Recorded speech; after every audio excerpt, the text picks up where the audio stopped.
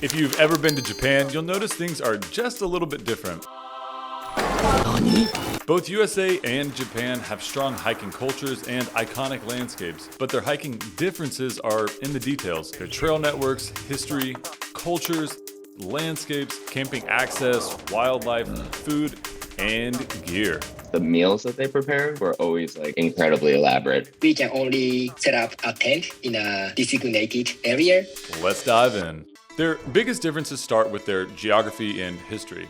Japan is small, with 4 main islands that combined are about the size of California, and Japan squeezes in a population of 120 million people. This feels especially small compared to the United States, which has a population of 360 million and a space over 20 times the size. And Japan is ancient, much older than the US, with many culturally iconic periods like the Heian period from 794 to 1185, which was considered one of their golden eras, and the beginning of samurai warriors. A longer history of human development in Japan might mean trails not only go through mountains and forests, but also these ancient villages, shrines, and temples. In contrast, the United States is spacious. The forested land alone in the US is about 9 times the size of the entire country of Japan. So the US has a lot less human development. This means probably less interesting human structures, but vastly larger wilderness areas, and more opportunity to venture into pristine, untouched nature. 73% of Japan is covered in mountains and includes things like a mix of volcanic peaks, bamboo groves, and coast. Japan boasts the Japanese Alps through the central island of Honshu. Side note, the name Alps just came from resembling the European Alps, not the same range though, which includes the country's highest peaks at over 10,000 feet or 3,000 meters, and lush forests and hot springs, some frequented by snow monkeys. Nearby is the tallest mountain in Japan, the iconic and historically sacred Mount Fuji. To the north, the O Mountains and Daisetsuzan with rugged volcanic landscapes and alpine meadows. In the south, the geothermal Kyushu Mountains, the ancient 2,000-year-old cedar trees on Yakushima, the white sand beaches of Okinawa. My most favorite, the Sea of Clouds during a sunrise in the Japanese Alps. And we can't forget about the cherry blossoms in spring.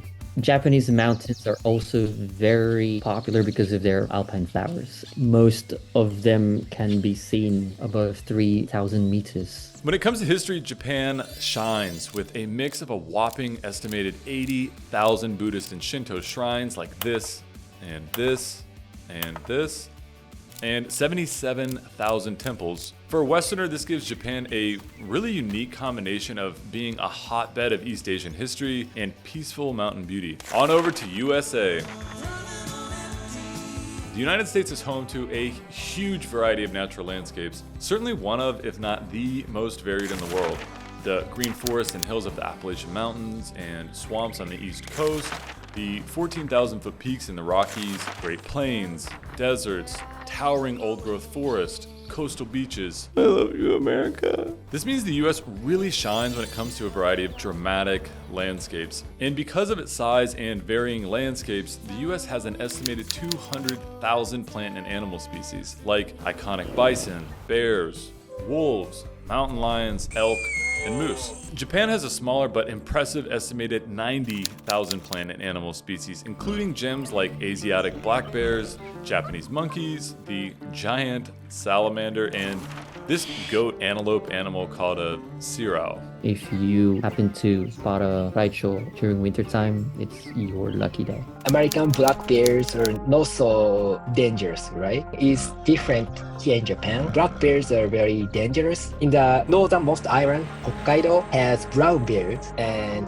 that is even worse. And so many of Japanese hikers carry a bear bell and keep ringing the bell while hiking. Another thing that everybody in Japan does, that is another way to identify a Japanese hiker, is everybody carries bear bells. Like everybody.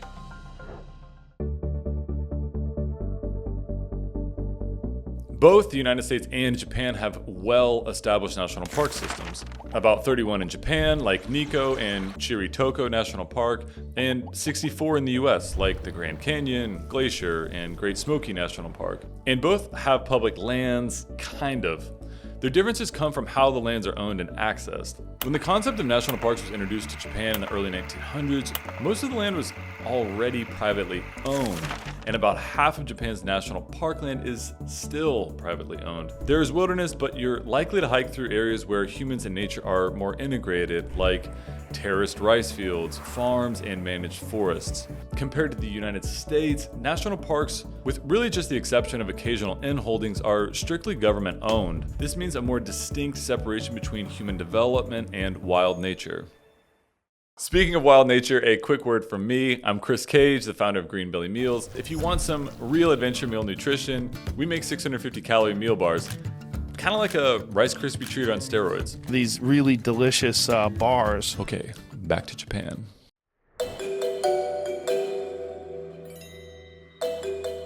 Japan has a nature is sacred mindset. Roughly 95% of Japan believes in either Shintoism or Buddhism, many practicing a hybrid of both. Shintoism is native specifically to Japan and is largely animistic, centering around entities which are believed to inhabit all things. And Japanese Buddhism emphasizes the interconnectedness of all living things and the pursuit of enlightenment. Japanese people have Shintoist way of thinking, and that is we feel like everything, every nature has God. These ancient beliefs permeate the modern outdoor experience in Japan. You'll notice how integrated their shrines and temples are with nature. Almost all summits have a shrine on top. Famous Japanese architect Tadao Ando said, "You can actually live in a harmonious, close contact with nature. This is very unique to Japan." The US, on the other hand, certainly shows a reverence to nature, but for most Americans, it is less rooted in that depth of spiritual or religious tradition. In the US, the outdoor mindset is a little more centered around the idea of adventure, something separate from society, something wild to be explored. This is tied to deeper Western ethos that place a higher value on individualism than the East, but also more specifically the United States, which has a more recent history of exploring wild and dangerous frontier, and further romanticized by early writers like Thoreau and John Muir. If Japan embraces a nature is sacred mindset, I'd argue the US embraces a nature is wild mindset. Think about how Americans might talk about summiting a mountain, possibly framed as a personal triumph, a celebration of conquering both oneself and a formidable natural challenge. In contrast, the Japanese might be more likely to view reaching the summit as more of a moment of harmony and connection with nature. Now, obviously these are generalizations and not mutually exclusive, but they do hint at how the different cultures shape their relationship with the outdoors. The Japanese are known for more frequent day walks and nature strolls. 70% of our land are mountainous, so when we want to go into the nature, that means we have to go into the mountains. And for longer trips, there is the hut system where you make reservations and sleep in bunks. This style of hiking means the Japanese are more likely to do more social hikes in groups. And these huts are nice. These huts are basically like hotels in the mountains. Trails and summits might even have vending machines on them. Now, Japan does have long trails. The Tokai Nature Trail is definitely the longest, and it has a long history. It connects from Tokyo to Osaka. But trails in Japan are more often like pilgrimages and are more comparable to trails like the Camino de Santiago in Spain, in that they follow roads and important cultural routes, like the 88 Temple pilgrimage. From the ancient time, Japanese people did pilgrimage. In Japan, camping is less common and usually has strict regulations around where you can and cannot camp. We have the law that is called Natural Parks Act. We can only set up a tent in a designated area. Now, on the contrary, nature and society are a little less integrated in USA, and a larger emphasis is placed on backcountry adventure and taking longer trips in more remote areas, usually in smaller groups, possibly even solo. These trips are intended to get away from society. You are expected to bring your own gear and shelter, everything you need to be self-reliant in the backcountry. And through hiking culture on long trails like the AT, PCT, and CDT is big in the US and pretty unique to the US. So the community around long distance trails in the US is definitely something that I haven't seen anywhere else in the world, including Japan. Beyond national parks, the US has a huge amount of public land. We made a whole video on this because the designations of these get pretty complicated, but in areas like the less regulated national forest, there are seemingly endless expanses of land to camp. And you have the freedom to camp wherever you want. You only have so many paths that you can follow, whereas in the US, there's just infinite possibilities as far as like where you could go or what you could do. Peak bagging is a thing in both places. And many Japanese people want to complete the 100 mountains. The 100 mountains were originally outlined by mountaineer and author Kyu Hukada. And in America, you have all the 5,000-foot peaks in New England or all 14,000-foot peaks in Colorado. Trails are more likely to be well marked in Japan. You will see more signs and overall more assistance with things like rails and paths and ladders, to the point where Americans might find it excessive. Trails in the US are more likely to be more minimally marked, especially outside of the national park system. Because Japan has a more integrated with nature approach, is more densely populated, and has more comprehensive public transportation, you can get to most trailheads pretty easily. The remote US trails, on the other hand, will almost certainly require a car, potentially several hours of driving, especially out west. Thank you, Russ. Japan is known for the duality of balancing ancient tradition with hyper-optimized modern technology. They're one of the most tech-integrated societies. AI vending machines, self-cleaning toilets, and on and on. And their hiking gear is no exception. The Japanese are known for bringing every piece of gear for all possible outcomes. Japanese are mixed. Some are sporty, some are fashionable, some even wear makeups, but most Japanese hikers are overdressed. It's like better safe than sorry, kind of. And while Americans have largely been transitioning to trail runners, the Japanese still love their traditional hiking boots. I would show up at trailheads in like shorts and a t-shirt with like a tiny day pack, and there'd be people with knee-high gaiters and boots and an ice axe, and I'd be like, do all these people know something I don't about the conditions right here? And then I'd go up to the top and it would just have been like a completely dry trail the whole time, nothing crazy. So Americans might view Japanese gear preparation as over-prepared. Americans place a stronger emphasis on being what I would describe as rugged, self-reliant, and being prepared with all necessary gear, yes, but also expecting, possibly even encouraging, a certain level of discomfort in the backcountry. Both countries have their own hiking gear brands, and both have an emphasis on the ultralight community. In the US, there are an abundance of small and large outdoor brands, the big boys like Patagonia, the North Face, Osprey, and REI, but also a really rich blend of smaller brands like Gossamer Gear, Hyperlight Mountain Gear, Z-Packs, and on and on. Japan has a much more limited selection of brands and often buys American and European brands, but does have some popular brands, notably Montbell, which I've actually used their sleeping bags for years and are known for all sorts of gear, and Snow Peak. Montbell and Snow Peak are basically the most popular outdoor brands in Japan, but foreign brands like La Sportiva, Salomon, Mammut, and North Face are getting popular as well. If you hike in Japan, you are outfitted head to toe in Montbell. And then there is the food. I'm not even going to try to get into what makes the Japanese cuisine so special and unique.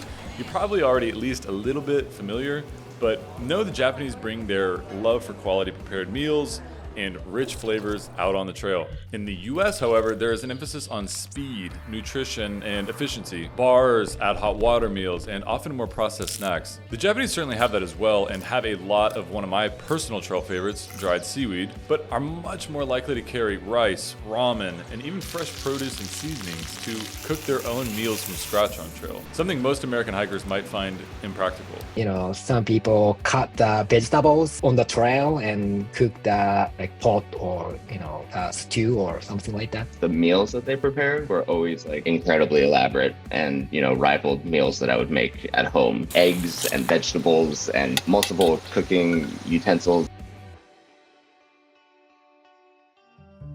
Both countries utilize leave no trace principles, but the sentiment is more broadly adhered to in Japan. I'm going to say that Japan is one of, if not the cleanest countries in the world, at least around things like cultural hygiene, public spaces, and bathrooms, did I mention self-cleaning toilets? Stuff like that. This means immaculate trails with minimal littering. In the United States, most people are mindful of leave no trace, but not quite like the Japanese. In addition to keeping trails clean, Japanese culture also places a large emphasis on safety. Japan is one of the safest country in the world. Compare the homicide rate of 0.7 per 100,000 in Japan to 6.3 per 100,000 in the United States. almost 10 times as high. The USA is relatively safe on an international level, but again, not like Japan. It's probably like one of the safest places I've ever been as far as like feeling safe in the mountains or out of the mountains. So whether you're drawn to the more sacred nature of Japan or the more wild nature of the US, both countries offer great hiking culture and trails. Go hike in Japan. Japan's great. Much love to both Japan and USA. Some videos we have coming up are a similar style comparison of hiking in USA versus China and what happens to your body when hiking. If you don't want to miss these, give Greenbelly's channel a subscribe. We're a small team that spends a lot of time on these and we really appreciate it. A big thanks to Mac, Mountain Goat, especially for the pronunciations, and Johnny Dolar for their help making this video. Peace. Speaking of wild nature, Kyuya Hukada, that was terrible.